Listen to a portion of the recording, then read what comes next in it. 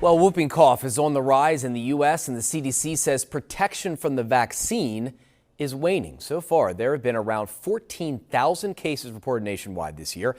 And here in Pennsylvania, the state recorded over 2,000 cases of the infection this year. That is 10 times the number seen at this point last year, and the highest in any single state or territory nationally, according to the CDC. I'm joined now by Dr. Banku, a pediatrician at Penn State Health Children's Hospital. Dr. Jareth, thank you so much for being here. We appreciate it. It's a pleasure being here. Thank you. So give us an idea first. We'll start with a general question. What is whooping cough? So whooping cough, also called as pertussis, was also called a 100-day cough, is caused by a bacteria called as Bordetella pertussis. It is a highly contagious respiratory illness that can initially look very much similar to common cold. The first 2 weeks are just common cold with cough, congestion, some runny nose, and no fevers or mild fever. And it can be very easily confused with just flu or common cold.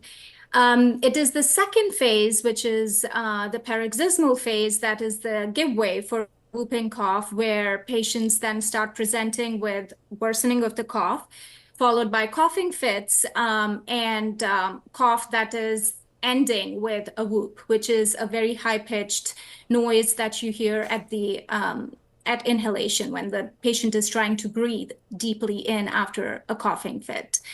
So yes, and it is not a common cold cough. It can have a very serious complications, especially in infants and people or elderly with some chronic issues, health issues as well.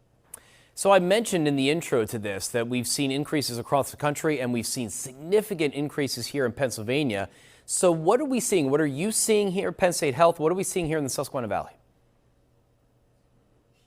So fortunately, we have not, especially in our clinic, we have not seen any cases of the whooping cough yet.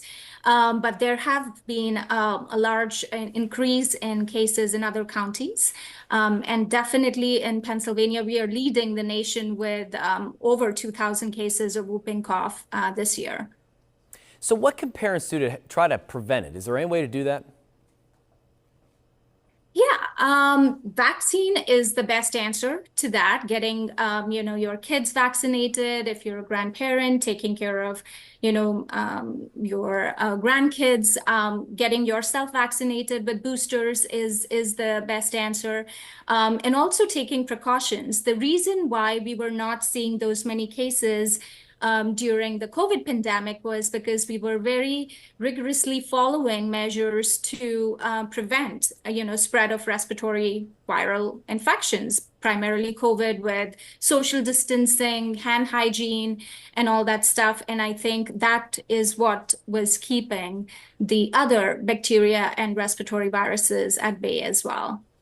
And you mentioned there right away about the vaccine, a great way to help prevent it, hopefully. When should people get vaccinated for whooping cough?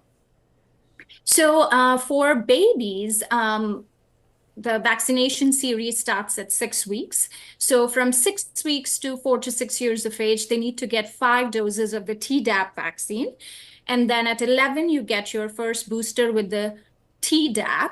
And then every 10 years, you get boosted with the Tdap. For pregnant ladies as well, we do recommend getting them vaccinated anywhere in their third trimester between 27 to 36 weeks. That also provides some passive immunity to the baby who cannot be vaccinated till they are 6 weeks of age. All right, Dr. Banku joining us today. Thank you so much. We appreciate all the information. Thank you so much.